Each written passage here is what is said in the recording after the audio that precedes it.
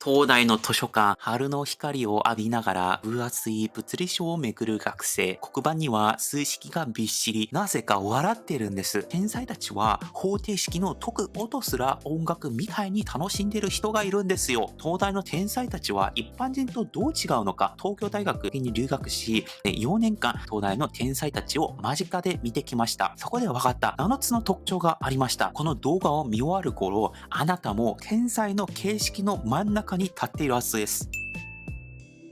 まず一つ目はですね、彼らが勉強する理由は楽しいからです。授業が終わっても席を立たず、教授に質問を浴びせる学生たちがいます。彼らは試験のためじゃなくて、就職のためでもなくて、ただ知ることそのものが嬉しいからやってる学生たちがいます。例えば、IT について知ると次なんかデジタルみたいなものについてして、デジタルにしたらなんか AI に対して知ってみたいな形でどんどん増えていくっていうところがありますね。皆さんもこの YouTube を見て、韓国のこと知れた、日本のこと知れた、面白いとなってるじゃないですか。彼らにとっては勉強というのがそういった感覚で心に刻むっていうところです。僕の仲間にはですね、あまりにも勉強に没頭しすぎて、もうそろそろ休みなさいと言われた子もいるらしいです。というのも家事のことだったりとか、友達と話だったりとか、そういった勉強以外のところも大事なところあるじゃないですか。そういったところはやらないから、勉強だけしてるから、ダメって言われた子もいます。こうやって、教科書のページを巡りながら、インクの匂いを感じたりとか、計算式だったりとか、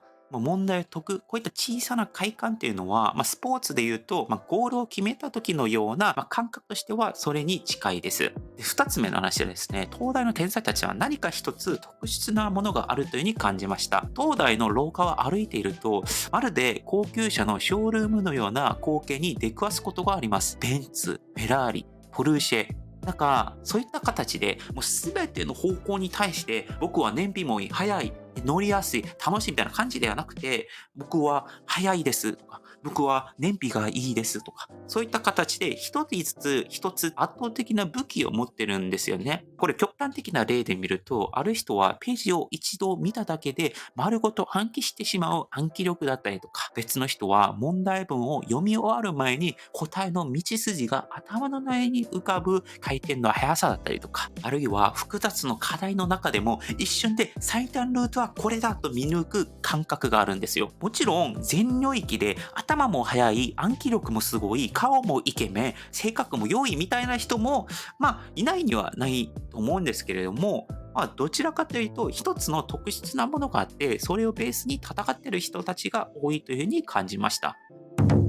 3つ目はですね、自主的な生き方というところです。よくネット上で東大生たちは言われたことだけをやるから、言われてないことはできませんみたいなことを見る場合があります。もう僕はそれと逆のことを思いました。東大のそのブランド力というのをただ飾りにしておく人は僕はほとんどいないと思っています。切符のように握りしめて自分の行きたい場所に自由に飛び出していきますね。ある人はケンブリッジ大学、ハーバード大学に留学して異国の風を吸い込む人もいたりとか、である方はベテランチという有名な東大 YouTuber さんがいるんですけれども、そのように東大生活の裏側を発信したりとか、松尾研究室という東大で有名な研究室がありますが、そこは人工知能の最前線であり、ベンチャー企業、スタートアップを立ち上げるような人もいるっていうところですね。共通しているのは、自分の人生は自分でデザインするという意思が僕は感じられました。もちろん、レールの上を走る人、走ることが好きな人もいる反面、東大っていう肩書きを用いて、何か自分がやりたいものできないかな、みたいな形で考えている方々も結構多いです。4番目の話はですね、道筋が見えているというところです。東大の天才たちは未来をただ待つんじゃなくて、まるで登山家が山頂からルートをカウントするように、ゴールから逆算して歩くことを決めます。例えば、卒業までに何を成し遂げるか、その答えが決まれば、1年単位の計画が月に、月が週に、週が1日のテストに分解されていく。期末テストまで1ヶ月あれば30日きっちり分けていて、勉強する日、復習する日、問題する日、模擬テストする日までで、これをちゃんと分けています。もちろんこれ彼らも全部言語化してやってるわけではないと思うんですけれども、頭のホワイトボードの中でちゃんと原稿はいつまで書く、発表練習は何回する、予備日はこの日にするみたいな感じでマーカーで書き込まれているんですね。で、5つ目はですね、地味な作業でも永遠にやれます。これ結構すごいです。例えば研究室の片隅で閉まり返った空気の中でカチッとカチッとピペットのレバーを押す音だけが響く。同じ動作を1日で何百回、時には1000回以上することもあります。誰も見ていなくても、彼の天才たちはこの作業を延々と、むしろ楽しむように続けてるんですね。試験管を洗うとか、データを1行ずつ確認するとか、顕微鏡を覗き続けるとか、もう東大生というなんか華やかななんかブランドがあると見えるかもしれないんですけれども、こうして地味で骨の折れる作業が何層も積み重ねているんですね。ある先輩は、この単純作業が好きになったら勝ちだよ、みたいな感じで笑って話したこともあります。人体力はですね、筋トレのようなものだと思っていまして、鍛えれば鍛えるほど精度が増したりとかもするんですよね。こういった天才たちは地味さを苦しいことではなく、静かな快感として変える達人たちです。で、6番目はですね、徹底した準備力です。東大の天才たちはまるで将棋の名人のように常に一歩、二歩先を読んで動きます。発表会の前日になって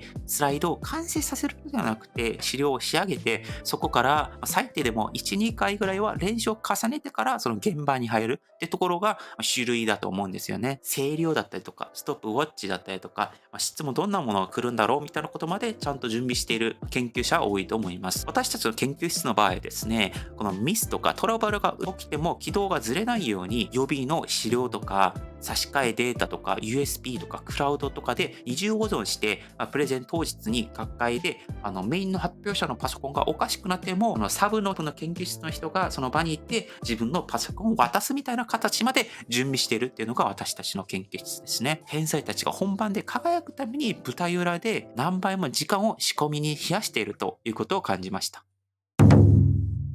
で、7個目はですね、謙虚に生きるというところです。東大の天才たちは意外なほど自分を誇らないです。9割以上、9割5分レベルの方々は、東大で営業専攻してまして、みたいな人はほとんどいないと思うんですよね。どっちのイメージかというと、大谷翔平さんのように静かで淡々とコツコツと積み重ねる姿が多いと僕で感じました。LINE とか Instagram のプロフィール欄になんか東京大学とか書くんじゃなくて、UT と書いてる東大生多いんですけれども、この UT って何かっていうと、ユニバーシティオブ東京っていうところで、東京大学っていうところですよね。これ UT ってちなみに他の大学の人からしたら、東大に詳しい人じゃないとわからなかったりするものなので、こっそりと自分は東京大学の人なんだけど、もし同じく東大生だったら、よろしくね、みたいな感じの、UT と僕は感じています。この天才たちはですね、自分を大きく見せる必要がないと思ってます。なぜならそれしなくてもどうせ天才だし、自分ってやっていけるって思ってるので、結果がついてくるはずなので、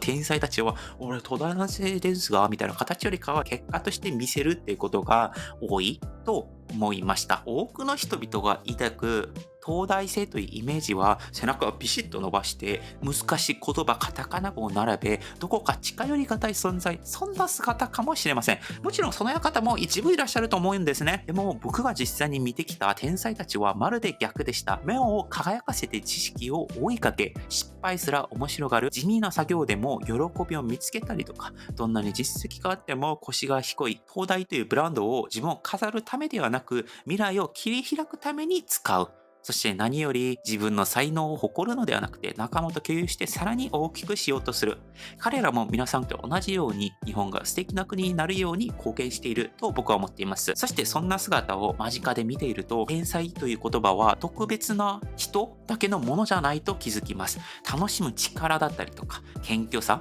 それらは今から誰でも持つことができる才能なんだなというふうに思います。だし、東大生というのは勉強っていう分野で天才だけであって、例えば芸術の天才とか、スポーツの天才だったりとか、いろんなジャンルでの天才があると僕は思ってるんですよね。なので僕は、この方は草野球の天才なんだな、だったりとか、この方は相手の感情に共感することの天才なんだなとか、自分の周りで天才を見つけていっています。この動画を見終えたあなたが自分の分野において、例えばコツコツをやるだったりとか、何かを楽しむだったりとか、そういうことを踏み出せたら、もう立派な天才への道のりの第一歩なのではないかなというふうに思いました。今日も東大の教室、東大の研究室では誰かが新しい挑戦を始めています。次は私たちの番です。以上、パクンでした。またね、アンニョン。